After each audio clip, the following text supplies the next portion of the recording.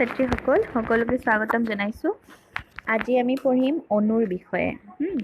আগৰ পঢ়াটোত আমি পঢ়িছোঁ পাৰমাণৱিক ভৰ, আৰু তোমালোকক মই কৈছিলোঁ যে তোমালোকে পাৰিলে পাৰমাণৱিক ভৰবিলাক মুখস্থ কৰিবা। আজি আমি পঢ়িম অণু কি, হোৱাট ইজ এ মলিকুল। অণু হ'ল ৰাসায়নিকভাৱে যোজিত অৰ্থাৎ আকৰ্ষণী বলৰ দ্বাৰা দৃঢ়ভাৱে লগ হৈ থকা দুটা বা ততোধিক পৰমাণুৰ একোটা গোট। দুটা বা ততোধিক পৰমাণু যদি লগ লাগে তেতিয়া তাক কি কয় অণু। তো অণুৰ সংজ্ঞা কেনেকৈ দিয়ে? মৌল বা যৌগ এটাৰ স্বাধীন সত্ত্ব থকা যি ক্ষুদ্ৰতম কণাই মৌল বা যৌগটোৰ সকলোবোৰ ধৰ্ম প্ৰদৰ্শন কৰে তাকে অণু বোলে। মৌল বা যৌগ এটাৰ স্বাধীন সত্ত্ব থকা যি ক্ষুদ্ৰতম কণাই মৌল বা যৌগটোৰ সকলো ধৰ্ম প্ৰদৰ্শন কৰে, এই মৌলটোৰ গোটেইখিনি ধৰ্ম প্ৰদৰ্শন কৰে যৌগটোৰ, তাকে কি কয় অণু। আৰু সাধাৰণভাৱে বুজিবলৈ তোমালোকে দুটা বা তিনিটা বা তাতকৈ বেছি পৰমাণু লগ লাগি যি সৃষ্টি হয় সেইটোৱে হ'ল অণু। একে বা বেলেগ বেলেগ মৌলৰ পৰমাণুবোৰ একেলগ হৈ অণু গঠন কৰে। এনেকুৱা হ'ব পাৰে যে অণুবিলাক একে মৌলৰ, মানে ধৰা দুটা হাইড্ৰজেন লগ লাগিলে তেতিয়াহ'লে কি হ'ব হাইড্ৰজেনৰ অণু। কেতিয়াবা এনেকুৱা হ'ব পাৰে দুটা বেলেগ বেলেগ মৌল, মানে হাইড্ৰজেন আৰু অক্সিজেন লগ হ'ব পাৰে, তেতিয়া কি হৈ যাব H2O মানে পানী, সেইটো এটা বেলেগ অণু, সেইটো দিছে। ইয়াৰ পিছত আমি চাওঁ মৌলৰ অণু, মানে মৌলবিলাক লগ হৈ যি অণু হয়। মৌল এটাৰ অণুবোৰ একে ধৰণৰ পৰমাণু গঠিত, মানে ধৰা হাইড্ৰজেন হাইড্ৰজেন হ'ব, অক্সিজেন অক্সিজেন, মানে একে বেলেগ বেলেগ লগত নহয়। নে আৰ্গন হিলিয়াম আদিৰ দৰে বহুতো মৌলৰ অণু এটা মাত্ৰ পৰমাণুৰে গঠিত। এতিয়া তুমি আৰ্গনৰ অণু বুলি কোৱা, আৰ্গন মাত্ৰ অকলে AR, আৰু যদি হিলিয়ামো অকলে, ইহঁতে এটাৰে গঠিত। অধাতুবোৰৰ সৰহভাগৰ ক্ষেত্ৰত তেনেকুৱা নহয়। উদাহৰণস্বৰূপে অক্সিজেনৰ অণু বুলি ক'লে আমি কি বুজিম? অক্সিজেনৰ অণু বুলি ক'লে আমি বুজিম যে অক্সিজেন দুটা পৰমাণুৰে গঠিত। ইয়াক পাৰমাণৱিক অণু O2 হিচাপে জনা যায়। তাৰমানে কেইটা আছে? দুটা, সেইকাৰণে পাৰমাণৱিক। সচৰাচৰ থকা দুটা ঠাইত অক্সিজেনৰ তিনিটা পৰমাণু একেলগ হ'লে সেইটো কয় অজন অণু।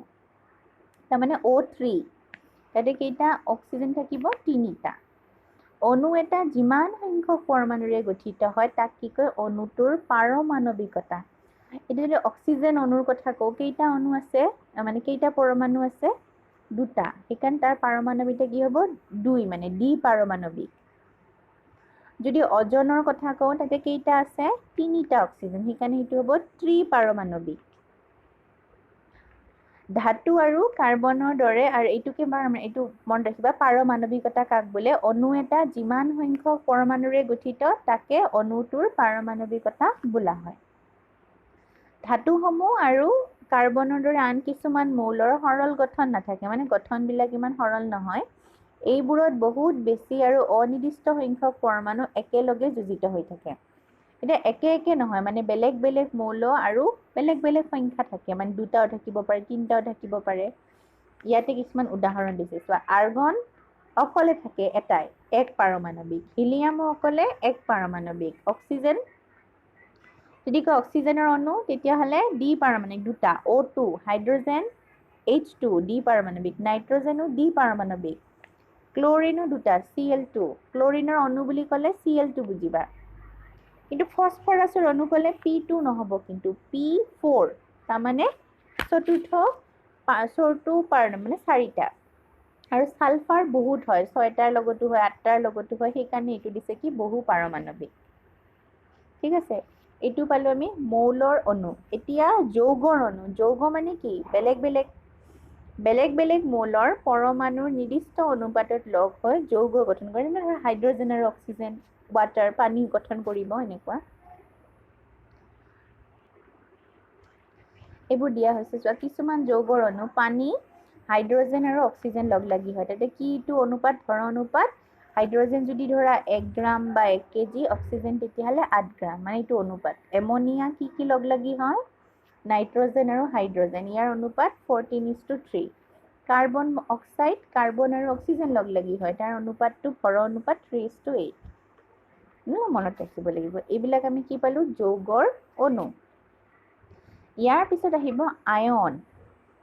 ধাতু আৰু অধাতুৰে গঠিত যৌগৰ আধানযুক্ত কণা আধান যেনে আমি কওঁ ধনাত্মক আধান ঋণাত্মক আধান এইবোৰক কি বুলি কোৱা হয় আয়ন আয়ন ঋণাত্মক হ'ব পাৰে বা ধনাত্মক হ'ব পাৰে ঠিক আছে ঋণাত্মক আধানক কি বুলি কোৱা হয় এনায়ন আৰু ধনাত্মক আধানক কোৱা হয় কেটায়ন উদাহৰণ এটা দিছে সোডিয়াম ক্লোৰাইডক ধনাত্মক আধানযুক্ত সোডিয়াম আয়ন এইটো সোডিয়াম এনে ওপৰত প্লাছ আছে তাৰমানে এইটো কি ধনাত্মক হলে কি বুলি কোৱা হয় কেটায়ন আৰু ঋণাত্মক ক্লোৰিনটো কি হ'ব Cl মাইনাছ তাৰমানে এইটো ঋণাত্মক আয়ন আয়ন এটা মাত্ৰ আধানযুক্ত পৰমাণু বা একাধিক পৰমাণুৰ সংগত আধানযুক্ত গোট একোটাৰে হ'ব পাৰে এই সোডিয়াম কেইটা আছে এটা পৰমাণু হ'ব পাৰে কেতিয়াবা দুটাও হ'ব পাৰে একাধিক কি দিছে তাৰপিছত একাধিক পৰমাণু আধানযুক্ত গোট একোটা কি কয় বহু পাৰমাণৱিক যদি বহুত মানে থাকে সেইটো কয় বহু পাৰমাণৱিক আয়ন ইয়াতে কিছুমান দিছে এইবিলাক কি কিছুমান আয়নীয় যৌগ মানে এনেকে ধৰণে গঠিত হোৱা কিছুমান যৌগ যেনেকুৱা কেলছিয়াম অক্সাইড মেগনেছিয়াম সালফাইড আৰু সোডিয়াম ক্লোৰাইড এইবিলাক হ'ল কিছুমান আয়নীয় যৌগ যিবোৰ কি উৎপন্ন কৰে আয়ন উৎপন্ন কৰে কেলছিয়াম অক্সাইডত থাকে কেলছিয়াম আৰু অক্সিজেন মেগনেছিয়াম সালফাইডত থাকে মেগনেছিয়াম আৰু সালফাৰ আৰু সোডিয়াম ক্লোৰাইডত থাকে সোডিয়াম আৰু ক্লোৰিন এইবিলাক ভৰৰ অনুপাতবিলাক দিয়া আছে এইখিনি হ'ল আমাৰ আয়নীয় যৌগ পালো আমি অণু পালো মৌল পালো এতিয়া কথা হ'ল আমি কেনেকৈ লিখিম ৰাসায়নিক সংকেত তাৰ কাৰণে তোমালোকে আজি এটা কাম কৰা আমি নেক্সট ক্লাছত ৰাসায়নিক সংকেত লিখিম তাৰ কাৰণে তোমালোকে কি জানিব লাগিব চিহ্ন তো তোমালোকে বেছিভাগেই জানা চিহ্নবিলাক আমি ইতিমধ্যে কৰিছোঁ কিন্তু লগতে জানিব লাগিব এইটো যোজ্যতা এইটো খুব ডাঙৰ বস্তু এইখিনি তোমালোকে মুখস্থ কৰা আজি এই যোজ্যতা সোডিয়াম পটাছিয়াম চিলভাৰ কপাৰৰ যোজ্যতা 1 এইফালে হাইড্ৰজেন হাইড্ৰাইড এইবিলাক চব 1 এইবিলাক আয়ন এইবিলাক অধাতু এইবিলাক 1 2 3 মানে যোজ্যতা কাৰ 1 কাৰ 2 কাৰ 3 ইয়াতে দিয়া আছে তোমালোকে এইখিনি মুখস্থ কৰিব লাগিব তোমালোকে এইখিনি মুখস্থ কৰি কেনে এইখিনি মুখস্থ কৰিবা আমি নেক্সট ক্লাছত কিদৰে ৰাসায়নিক সংকেত লিখিব লাগে সেই বিষয়ে আমি আলোচনা কৰিম ঠিক আছে আজিলৈ এৰিছোঁ